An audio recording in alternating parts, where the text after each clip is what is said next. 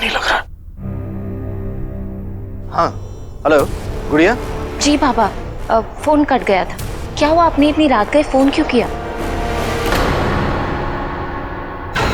हाँ बस पूछना चाह रहा था कि सब पिया,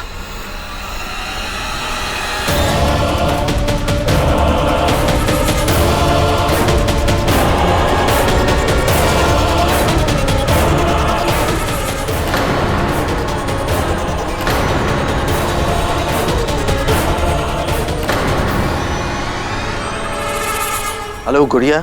गुड़िया मेरी आवाज आ रही है तुम्हें? सब ठीक है बेटा? बाबा, जिस दीवार में हमने राख छुपाई थी वो जगह बार बार ग्लो कर रही है।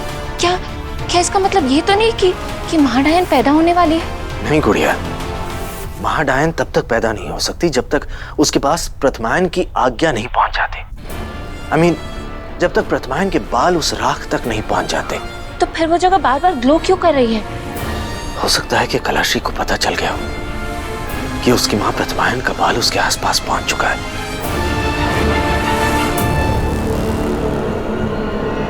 और वो उस बाल को अपने पास बुलाने की कोशिश कर रही है।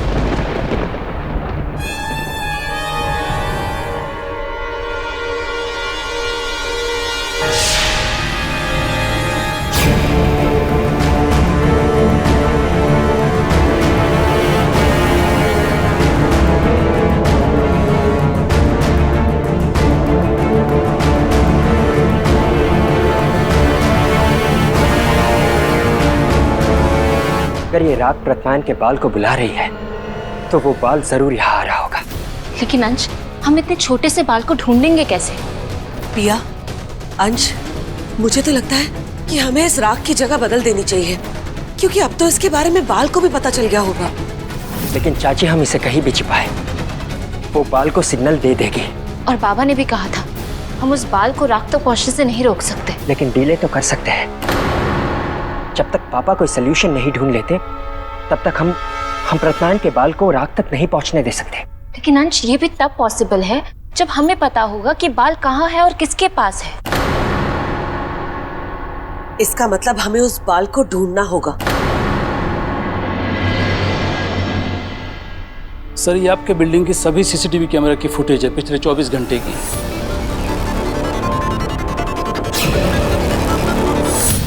ये क्या है? सर, ये लिफ्ट 40th फ्लोर पे गई है। ये कैसे पॉसिबल है? लिफ्ट 40th फ्लोर तक अपने आप नहीं जा सकती। हो सकता है लिफ्ट में कोई फॉल्ट हो, क्योंकि अंदर कोई दिख नहीं रहा है। यादव, अगर इस कैमरे में नहीं दिख रहा है तो दूसरे में चेक करो। भैया आपको आराम करना चाहिए। अविनाश, मैं बिल्कुल ठीक हूँ। मैं तब तक आराम नहीं कर सकता जब तक वैदिश्री, तुम्हारी भाभी वापस नहीं आ जाती। सर देखिए सर, लिफ्ट में कोई है।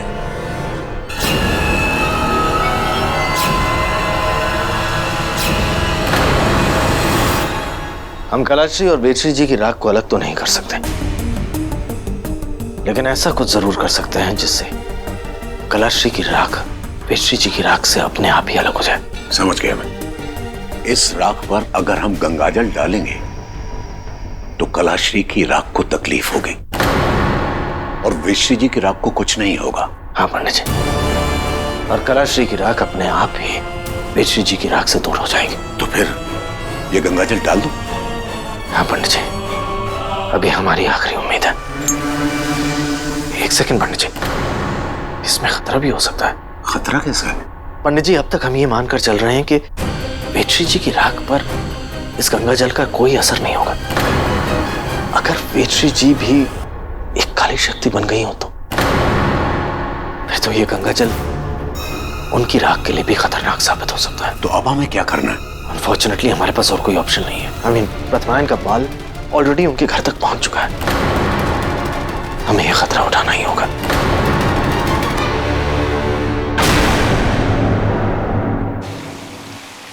क्या हुआ चाची जी, आप मुझे यहाँ क्यों लेकर आए? क्योंकि मैं ये बात अंश के सामने नहीं कर सकती थी। ऐसी क्या बात है? पिया, मुझे लगता है तुम्हारा आइडिया बिल्कुल सही था। हमें भाभी डायन से मदद ले लेनी चाहिए, क्योंकि अगर वेदश्री भाभी महाडायन बन गई तो भगवान ही जाने क्या होगा। मैं जानती हूँ चाची जी आप क्या कहना चाहती हैं, लेकिन अंश वो नहीं चाहता हम मोहना से मदद लें।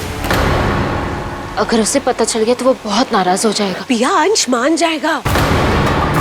लेकिन अगर एक बार वेदश्री भाभी महाडायन बन गई ना तो हम उसके बाद कुछ नहीं कर पाएंगे पिया। पिया, मजबूरी में तो गधे को भी बाप बनाते हैं ना।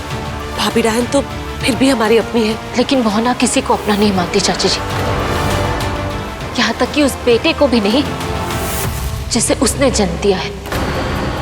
अंश का गुस्सा अपनी जगह बिल्कुल सही है और ये रीजन भी सही है कि हम मोहना पे भरोसा नहीं कर सकते। अगर हम अंश को इस बारे में बताए ही ना तो। ये आप क्या कह रही हैं चाची जी? मैं अंश से झूठ नहीं कह सकती। नहीं, झूठ नहीं, तो मेरी बात समझने की कोशिश तो करो।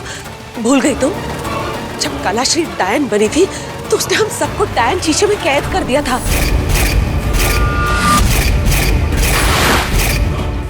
मरते मरते बचे हम पिया। सोचो पिया, अगर कलाश्री महाडायन बन गई तो हमारा क्या हाल करेगी पिया? अगर वो भी भाभी डायन की तरह डेंजरस डायन बन गई तो? और मेरी भाभी, उनका क्या होगा? पिया मेरी बात मान लो पिया। ऐसे डायन जादू को समझने के लिए एक एकायन ही हमारे काम आ सकती है। हमें भाभी डायन से मदद ले लेनी चाहिए।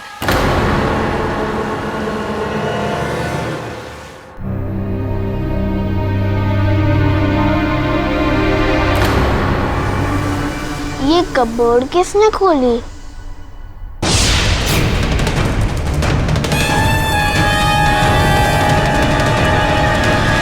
अरे वो डॉल कहाँ गई जो मम्मा ने इसके अंदर रखी थी?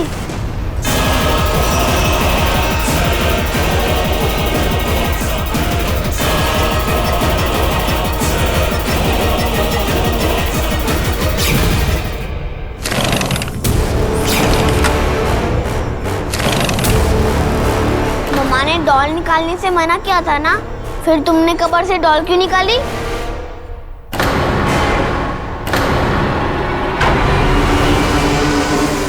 मैंने कब निकाली? कबर्ड के पास तो तुम खड़े हो। मीन्स तुमने ही डॉल निकाली है। एक तो मम्मा की बात नहीं मानी, ऊपर से मुझे ब्लेम कर रही है। क्या हुआ? पापा देखो ना, एक तो इसने मम्मा की बात नहीं मानी और रोजी को उठा लिया और फिर मेरा नाम ले रही है। पापा नहीं, ये हमेशा रोजी को छुपाता है। मैं भला रोजी को क्यों छुपाऊंगा? I don't like doll. Okay, मैं रोजी को ढूंढ लूंगा। आप दोनों जाइए और सो जाइए। ओह नो, हम अब तक स्टैचू ही है। उस इडियट नमन ने अब तक हमें ठीक नहीं किया। हमारे बेवकूफ चुड़ैल पतिदेव जी कहाँ है? तुम्हारा वो चुड़ैल पति वो छोटू पहलवान के साथ कहीं चला गया। कहाँ चला गया? हमें नहीं पता। तो फिर हम स्टैचू फॉर्म से बाहर कैसे निकलेंगे? हमें कौन निकालेगा? क्या? नहीं, मैं ऐसा नहीं कर सकती। ऐसा क्या करना है जो तुम नहीं कर सकती माँ? है कुछ, लेकिन मैं नहीं कर सकती।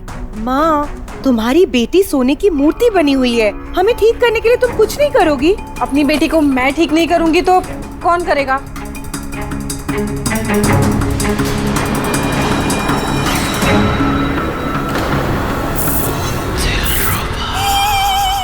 अरे चुप! उस नमन के बच्चे को तो हम छोड़ेंगे नहीं। बिल्कुल सही कहा तुमने।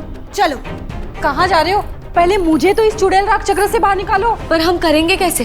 क्योंकि चुड़ैल राग चक्र को वही तोड़ सकता है जिसने उसे बनाया हो। इसका मतलब है कि नमन ही इसे तोड़ सकता है। लेकिन हमारे पतिदेव जी पैदाइशी चुड़ैल नहीं है, इसीलिए इस राग चक्र को हम तोड़ सकते हैं। माँ, हम आ रहे हैं। नमन को तो मैं छोड़ूंगी नहीं।